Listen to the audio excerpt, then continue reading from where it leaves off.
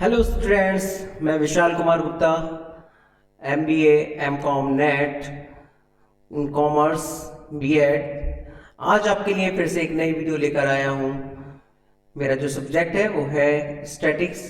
इससे पहले भी हमने 2 वीडियो बना लिए हैं जिसके अंदर हमने meaning and definitions, history, functions, limitations, characteristics, इन सभी को जाना था कि स्टैटिक्स में क्या क्या है। आज हम न्यू टॉपिक लेकर आए हैं जिसमें है हमारा मेजर ऑफ सेंट्रल टेंडेंसी। ये जो आपका चैप्टर है ये BCom, BBA, आपके ये नेट में भी इसे क्वेश्चंस आते हैं, आपके अदर एग्जामिनेशंस में यहाँ से भी क्वेश्चन पूछे जाते हैं। तो ये एक बहुत ही इंटरेस्टिंग और बहुत ही मेन चैप्टर है जिसको आपको थोड़ा ध्यान से देखना होगा और इसके बारे में समझना होगा कि आखिर मेजर ऑफ सेंट्रल टेंडेंसी है क्या। इसमें हम आपको प्रैक्टिकल प्रॉब्लम्स भी बताएंगे। आज हम इसका थ्योरी पार्ट थोड़ा कवर करेंगे। तो मेजर ऑफ सेंट्रल टेंडेंसी के बारे में अगर हम बात करें, जिसको हिंदी में बोलते हैं हम केंद्रीय प्रवृत्ति की माप, इसमें हमारे को एक ऐसी वैल्यू को फाइंड आउट करना होता है जो कि पूरे सीक्वेंस को, पूरी जो हमारी समंक माला है उसको प्रतिनिधित्व करे, उसको रिप्रेजेंट करे। इसके अनुसार एक वाक्य है, वाक्य के अनुसार एक माध्य मूल्यों के समूह से चुना गया वह मूल्य है जो उसका किसी रूप में प्रतिनिधित्व करता है। An average is a single value selected from a group of values, represent them in some way। इसका मतलब ये है कि जो भी हमारे पास डाटा है उस डाटा को हमारे को एक ऐसी वैल्यू से रिप्रेजेंट करना है जो कि उस पूरे डाटा को शो ऑफ करे। जैसे कि अगर हम बात करें कि एक क्लास है और उस क्लास में अगर हम कहें कि इस क्लास का रिजल्ट 80% रहा, तो इसका मतलब यह नहीं है कि सभी बच्चों के 80% आए होंगे। लेकिन यहाँ पर क्या करा गया है कि एक ऐसी वैल्यू फाइंड आउट करी है जो कि उस पूरी क्लास को रिप्रेजेंट कर रही है। हो सकता है कि उस 80% से ज़्यादा मार्क्स वाले भी बच्चे वहाँ पर हों और 80% से कम मार्क्स वाले भी बच्चे वहाँ पर हों। लेकिन यहाँ पर हमने क्या करा है, एक ऐसी वैल्यू फाइंड आउट करी जो कि उस पूरे डाटा को रिप्रेजेंट करती है। अब हम बात करते हैं कि इस जो हमारी मेजर ऑफ सेंट्रल टेंडेंसी है इसकी मापें कौन कौन सी हैं, कौन कौन से मेजर्स हैं, कैसे कैसे उनको फाइंड आउट किया जाएगा। तो ये क्वेश्चन पहले भी नेट में पूछा जा चुका है। जो PGT TGT एग्जामिनेशन होते हैं उनमें भी ये पूछा गया था कि मीडियन कौन से एवरेज में आता है, पोजिशनल, मैथमेटिकल, बिजनेस या नन ऑफ दीज, ऐसे करके वो क्वेश्चन आ जाता है कभी कभी। तो इसके बारे में हमारे को पता होना चाहिए कि किस एवरेज के अंदर कौन सा वैल्यू हमारे को एवरेज निकालनी है। तो सबसे फर्स्ट इसको हम जो डिवाइड करते हैं मेजर ऑफ सेंट्रल टेंडेंसी की जो मेजर है, तो इसमें नंबर फर्स्ट होता है हमारा positional average, number second one is mathematical average and number third one is business average. अब नंबर फर्स्ट की अगर हम बात करें पोजिशनल एवरेज, तो पोजिशनल एवरेज होता क्या है और इसके अंदर कौन कौन सी आते हैं। तो नंबर फर्स्ट पोजिशनल एवरेज के बारे में अगर हम बात करें तो इसमें दे रखा है पोजिशनल एवरेज यानी स्थिति संबंधी माध्य। तो स्थिति संबंधी माध्य श्रेणी में स्थित ऐसे मूल्य हैं जिन्हें श्रेणी के अंतर्गत उनकी पुनरावृत्ति अथवा बीच में स्थित होने के आधार पर परिकलित किया जाता है, जिसके अंदर 2 एवरेज को हम इंक्लूड करते हैं, मीडियन एंड मोड। यहां पर इसमें यह बताया गया है कि कोई चीज अगर बार बार रिपीट हो रही है तो उस रिपीट होने के कारण और ऐसी कोई वैल्यू जो कि उस ही डाटा के अंदर एक ऐसी वैल्यू फाइंड आउट करनी होती है जो कि उस पूरे डाटा को रिप्रेजेंट करे और उस डाटा को 2 बराबर भागों में बांट दे, तो उसको बोलते हैं हम पोजिशनल एवरेज। इसके अंदर 2 आए हमारे, मीडियन एंड मोड, तो इसको हम आगे जानेंगे मीडियन और मोड को भी। नंबर सेकंड वन होता है हमारा मैथमेटिकल एवरेज। मैथमेटिकल एवरेज मतलब अंक गणितीय या बीज गणितीय जो हमारा माध्य होता है या उसको गणितीय माध्य कहते हैं। तो इसमें क्या कहा गया है कि अंक गणितीय या बीज गणितीय विधियों के आधार पर परिकलित किए जाते हैं। यह आवश्यक नहीं है कि इनका मूल्य श्रेणी में स्थित हो, यानी इनको जो कैलकुलेट किया जाएगा वो हमारी अंक गणितीय या बीज गणितीय या मैथमेटिकल जो फॉर्मूले हैं उनका यूज करके इनको हम क्या करेंगे, यहाँ पर इनको कैलकुलेट करेंगे।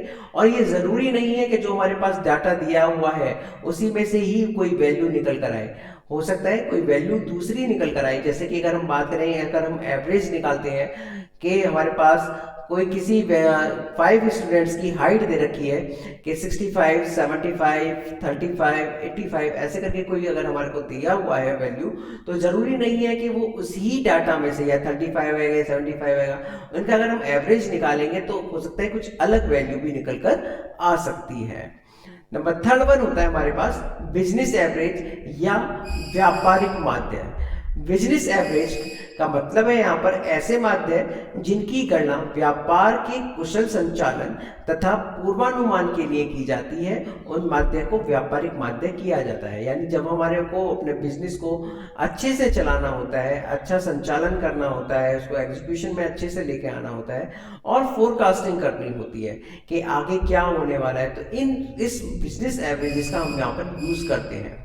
तो जो हमारे मैथमेटिकल एवरेजेस थे इसके अंदर हमारे कौन कौन से आते हैं, arithmetic mean, geometric mean, harmonic mean और क्वाड्रेटिक मीन। यानी इसके अंदर 4 हमारे जो आएंगे, 4 माध्य आएंगे। उसके बाद अगर बिजनेस एवरेजेस की अगर हम बात करें तो इसके अंदर जो माध्य आते हैं हमारे पास, एक तो moving average, progressive average and composite average, ये 3 तरह के माध्य इसके अंदर आते हैं। तो अगर हम पोजिशनल एवरेज की बात करें तो कितने आएंगे हमारे पास माध्य इसके अंदर, 2, median and mode. Mathematical average की बात करें तो कितने माध्य आते हैं इसके अंदर, 4, arithmetic, geometric, harmonic and quadratic mean. और अगर हम बिजनेस एवरेज की बात करें तो कितने माध्य हुए हमारे पास यहाँ पर, 3, moving average, progressive average and composite average. तो इस टाइप के क्वेश्चन वहां पे पूछ लिया जाता है जो एग्जामिनेशन होते हैं पीजीटी, टीजीटी, इनमें कि कौन सा एवरेज किस एवरेज के अंदर आएगा। तो ये भी आपके लिए एक इंपॉर्टेंट क्वेश्चन हो जाता है। अब थोड़ा थोड़ा हम इसके बारे में जानते हैं कि मोड क्या है, मीडियन क्या है या मीन क्या है। तो पहले अगर हम बात करें मोड की, तो मोड को हिंदी में बोलते हैं हम बहुलक। तो बहुलक क्या है, बहुलक श्रेणी का वह मूल्य होता है जिसकी आवृत्ति सर्वाधिक होती है। यानी जो बार बार रिपीट हो रहा है, वो जो नंबर, वो जो अंक है, वो जो सबसे ज्यादा बार रिपीट हो रहा है, सर्वाधिक रिपीट हो रहा है, उसको हम क्या बोलते हैं, मोड बोलते हैं। मोड शब्द फ्रेंच भाषा ला मोड से बना है, जिसका अर्थ है फैशन या रिवाज। जिस वस्तु का फैशन होता है अधिकतर व्यक्ति उसी वस्तु का उपयोग करते हैं। यानी मोड जो वर्ड लिया गया है वो फ्रेंच भाषा से लिया गया है और कौन से शब्द से लिया गया है, ला मोड से लिया गया है। इसका मीनिंग क्या है, फैशन या रिवाज। यानी कि आपने देखा होगा कि जिस वस्तु का भी फैशन चलता है लोग उसी को ही ज़्यादा प्रेफर करते हैं, उसी को ही ज़्यादा खरीदते हैं। जैसे कि इस टाइम अगर हम बात करें स्मार्ट वॉच की, ज़्यादा हमारे को देखते हैं कि लोगों के पास स्मार्ट वॉच ज़्यादा मिलती है क्योंकि इस टाइम ये फैशन में है। तो जो चीज़ फैशन में है, जो चीज़ ज़्यादा खरीदी जा रही है, जो बार बार रिपीट हो रही है, उसी को हम क्या बोलते हैं, मोड बोलते हैं। और इसे जो रिप्रेजेंट किया जाता है इसे हम जेड से रिप्रेजेंट करते हैं। Number second one is median, जिसको हिंदी में हम बोलते हैं मध्य का। मध्य का एक क्रमबद्ध यानी आरोही अथवा अवरोही क्रम में समंकमाला का वह केंद्र बिंदु है जो समंकमाला को 2 बराबर भागों में इस प्रकार बांट देता है कि उसके एक ओर के सभी पद उससे अधिक मूल्य के तथा दूसरी ओर के सभी पद उससे कम मूल्य के होते हैं। यानी मीडियन क्या करता है, जो भी हमारे पास सीक्वेंस होता है उस सीक्वेंस को 2 पार्ट में इस तरह से डिवाइड करता है कि एक तरफ तो उससे छोटे जितने भी अंक हैं वो मिलते हैं और दूसरी तरफ उससे जितने भी बड़े अंक हैं वो सब वहाँ पर मिलते हैं। अगर हम इसके एग्जाम्पल की बात करें तो एक एग्जाम्पल इसमें लिया गया है कि यदि 7 विद्यार्थियों के अगर हम उनके मार्क्स की बात करें तो उनके मार्क्स दे रखे हैं 35, 40, 45, 50, 55, 60 एंड 65। तो मध्य का जो यानी मीडियन मार्क होंगे वो 50 होंगे, क्योंकि 50 क्या कर रहा है, 3 मार्क्स उससे छोटे हैं और 3 मार्क्स उससे बड़े हैं और इसको एक छोटी वैल्यू, एक बीच की वैल्यू में यहाँ पर इसको कैलकुलेट किया जा रहा है। और इसे हम जो रिप्रेजेंट करते हैं वो इसे हम कैपिटल एफ से रिप्रेजेंट करते हैं। And last one is arithmetic mean, जिसे हम हिंदी में समांतर माध्य कहते हैं। समांतर माध्य गणितीय माध्यों में सर्वोत्तम माना जाता है और सर्वाधिक प्रचलित है।